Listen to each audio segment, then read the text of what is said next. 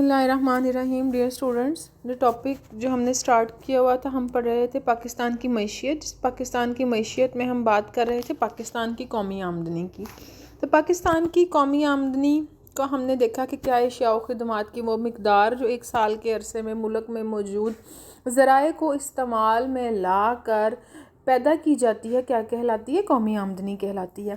جب ہم پاکستان کی بات کرتے ہیں، پاکستانی معیشت کی بات کرتے ہیں، تو ہم نے دیکھنا ہے کہ پاکستان میں جب ہم قومی آمدنی کی پیمائش کرتے ہیں تو اس میں ہمیں بہت ساری مشکلات کا سامنا کرنا پڑتا ہے. اب وہ اس میں کون کون سی مشکلات ہیں؟ Very important long question. Short questions میں بھی آپ کو پوچھی جا سکتی ہیں کہ قومی آمدنی کی پیمائش کی مشکلات جو ہیں وہ کون سی ہیں.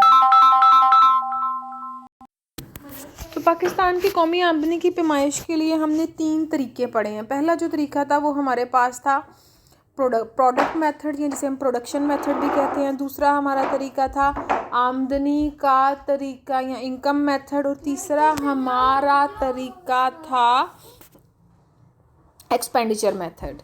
ٹھیک ہے. تو کہتا ہے کہ پاکستان میں جو 2 طریقے اپنائے جاتے ہیں، ایک ہمارے پاس جو اپنایا جاتا ہے سکن قیمتوں کے لحاظ سے، اور دوسرا جو ہے ہمارا وہ رواں قیمتوں کے لحاظ سے. 2 طریقوں کو وہ بتا رہا ہے. پہلے طریقے میں کسی ایک سال کو بیس ایئر بنا لیا جاتا ہے اور اس سال کی قیمتوں پر قومی آمدنی کا اندازہ لگایا جاتا ہے، اور اس دوسرے طریقے میں اشیاء و خدمات کی مجموعی مالیت کی پیمائش قیمتوں کے لحاظ سے معلوم کی جاتی ہے. پہلے آپ ان دونوں طریقوں کے بارے میں بتائیں گے، پھر اس کے بعد ہماری مشکلات. سب سے پہلی جو مشکل ہے وہ اعداد و شمار جب ہم نے اکٹھے کرنے ہوتے ہیں تو ان کی فراہمی میں دقت ہوتی ہے. پاکستان کا ایک پسماندہ ملک ہونا ہے اور ہمیں جو اعداد و شمار ہیں وہ صحیح طریقے سے درست دستیاب نہیں ہوتے. زراعت میں سب سے زیادہ آمدنی ہوتی ہے، لیکن اس میں بھی ہمیں صحیح اعداد و شمار نہیں ملتے. اس طرح جو متعلقہ عملہ ہوتا ہے وہ بھی ذمہ داری کا مظاہرہ نہیں کرتا، اور غلط اعداد و شمار کی وجہ سے آمدنی کا صحیح اندازہ لگانا مشکل ہو جاتا ہے. پھر اس کے بعد ہے ہمارے پاس دوسرے نمبر پر تربیت یافتہ عملے کی کمی. صحیح اعداد و شمار کی فراہمی کے لیے آپ کے پاس کیا ہونا چاہیے؟ تربیت یافتہ عملہ ہونا چاہیے، قابل اعتماد ہوں، لوگ محنتی ہوں. لیکن کیا وہ کہتے ہیں کہ ہمارے ہاں جو ایسے افراد ہیں ان کی بہت زیادہ کمی ہے. اس کے علاوہ جب ہم قومی آمدنی کو اکٹھا کرنے کے لیے جو مواد اکٹھا کرتے ہیں اس میں بڑی چھوٹی چھوٹی باتیں ہوتی ہیں جنہیں مد نظر رکھنا پڑتا ہے. لیکن جب آپ کا عملہ تربیت یافتہ نہیں ہوگا تو اس کی وجہ سے آپ کو صحیح اعداد و شمار حاصل نہیں ہوں گے. تیسرے نمبر پر آپ کو جو مشکل آتی ہے وہ ہے بلا معاوضہ خدمات. قومی آمدنی کا اندازہ لگاتے وقت عام طور پر وہی آمدنیاں جمع کی جاتی ہیں جو کہ معاوضے کے طور پر حاصل ہوں. جیسا کہ ہم نے پہلے جب یہ فرسٹ چیپٹر میں ڈیٹیل پڑھی تھی تو ہم نے کیا پڑھا تھا کہ قومی آمدنیاں کہ جو اگر آمدنیوں سب لوگوں کی معاوضوں کو، اگر فیکٹرز آف پروڈکشن کے معاوضوں کو جمع کر لیا جائے تو ہمارے پاس قومی آمدنی آ جائے گی. لیکن ہمارے کہتے ہیں زرعی شعبے میں جو خواتین ہیں، بہت سارے لوگ ہیں جو کہ بغیر معاوضے کے کام کرتے ہیں. جیسے گھر کی خواتین مردوں کے ساتھ شانہ بشانہ کام کرتی ہیں. اس کے علاوہ گھروں میں خواتین اپنے گھریلو کام کاج، مثلاً کھانا پکانا، گھر کی صفائی، بچوں کی نگہداشت وغیرہ میں مصروف رہتی ہیں، اور جن کی کاوشوں کو قومی آمدنی میں شمار نہیں کیا جاتا.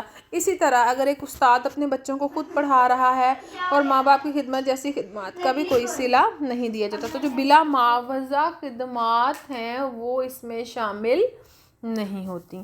پھر اس کے بعد جب ہم قومی آمدنی کی پیمائش کرتے ہیں تو اگلا جو بڑا پرابلم ہے that is lack cooperation of people. عوام کا عدم تعاون. کہ لوگ جو ہیں وہ تعاون ہی نہیں کرتے. اگر آپ کسی سے صحیح آمدنی پوچھیں تو وہ کہے گا نہیں میں نہیں صحیح بتاؤں گا، اس طرح تو میرے پہ انکم ٹیکس نہ لگ جائے، زیادہ نہ لگ جائے. تو لوگ جو ہیں وہ انفارمیشن بھی غلط دیتے ہیں. پھر اس کے بعد ہے حساب کتاب نہ رکھنا. کاروباری حضرات، چھوٹے تاجر، دکاندار، ریڑھی رکشے والے کیا کرتے ہیں کہ ہاں وہ صحیح اپنی آمدنی کا حساب کتاب ہی نہیں رکھتے، تو جس کی وجہ سے آمدنی کے متعلق صحیح معلومات آپ کو حاصل نہیں ہوتی۔ اس کے بعد اب مختلف کام کرنا، لوگ ایک وقت میں کئی کام کرتے ہیں، مثلا ایک شخص جو ہے وہ مزدوری کرتا ہے، مرغبانی بھی کرتا ہے، اس طرح ایک ڈاکٹر سرکاری ہسپتال میں بھی کام کر کے تنخواہ لیتا ہے اور پرائیویٹ پریکٹس سے بھی پیسے کماتا ہے۔ تو لہٰذا ان حضرات کی ساری آمدنی جو ہے وہ قومی آمدنی میں شامل نہیں ہوتی۔ پھر اس کے بعد ہے چھوٹی صنعتوں کی آمدنی۔ چھوٹی اور گھریلو صنعتوں سے حاصل ہونے والی آمدنی بھی اکثر و بیشتر قومی آمدنی میں شمار نہیں ہوتی۔ کیوں نہیں ہوتی؟ کیونکہ یا تو ان کی تعداد کم و بیش ہوتی رہتی ہے، کبھی کم ہو گئی کبھی زیادہ ہو گئی، یا وہ سال بھر کام ہی نہیں کرتی۔ تو جب ہم قومی آمدنی کسی چیز کی لیتے ہیں تو ایک سال کے عرصے کی ہم جو بات کرتے ہیں، بلکہ 8 یا 9 ماہ کام کرنے کے بعد اگر آپ کے پاس کوئی صنعت بند ہو جاتی ہے تو اس کی آمدنی قومی آمدنی میں شمار ہونے سے رہ جاتی ہے۔ پھر اس کے بعد ہے شکست و ریخت کے نظر انداز کرنا، ڈیپریسیشن الاؤنس ہم نے پڑھا تھا، تو مشینوں کی شکست و ریخت کو نظر انداز کر دیا جاتا ہے اور قومی پیداوار سے منہا نہیں کیا جاتا، اور ہمیں خالص قومی پیداوار کے اندازے غلط ہو جاتے ہیں۔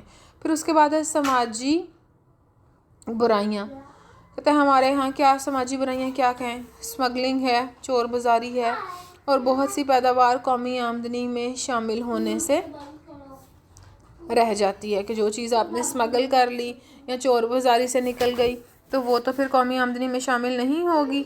اسمگلنگ کی وجہ سے اشیاء کی درآمد اور برآمد غیر قانونی طریقوں سے ہوتی ہے، تو اس لیے جب ان کا اندراج جو ہے وہ بارڈر پر نہیں ہوتا اور نہ ہی ان پر کسٹم ڈیوٹی ادا کی جاتی ہے، تو ان سماجی برائیوں کی وجہ سے آپ کی قومی آمدنی صحیح طریقے سے پیمائش نہیں کی جاتی۔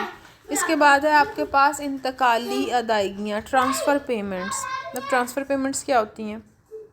سب very important short question. Transfer payments, انتقالی ادائیگیاں سے مراد وہ رقوم ہیں جو بغیر کسی محنت اور یا معاوضے کے کوئی سر انجام دیتا ہے، مثلاً بیروزگاری الاؤنس، پینشن، زکوٰۃ، خیرات، وظائف، کہ آپ نے کوئی کام کیے بغیر اگر آپ کو اس کا معاوضہ مل رہا ہے تو اس چیز کو ہم کیا کہتے ہیں؟ کوئی محنت، کوئی ایک اکنامک ایکٹیویٹی پرفارم کیے بغیر آپ کو اگر کوئی رقم حاصل ہو رہی ہے تو اس کو ہم کیا کہتے ہیں؟ ٹرانسفر پیمنٹ کہتے ہیں۔ ذاتی آمدنیوں میں شمار ہوتی ہیں اور یہ حکومت کے اخراجات میں بھی شامل ہوتی ہیں، لیکن قومی آمدنی میں جو ہماری انتقالی ادائیگیاں ہیں ان کو شامل نہیں کیا جاتا۔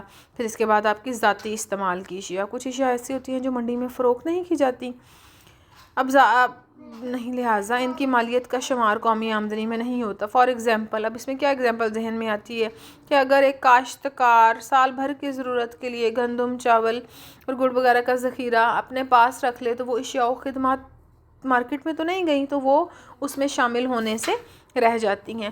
تو یہ ہیں وہ مشکلات جو ہمیں قومی آمدنی کی پیمائش میں فیس کرنی پڑتی ہیں۔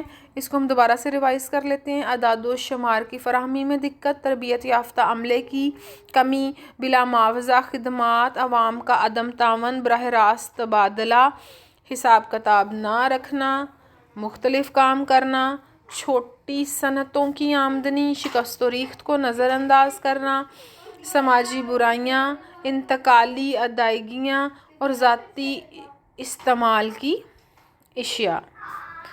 Thank you.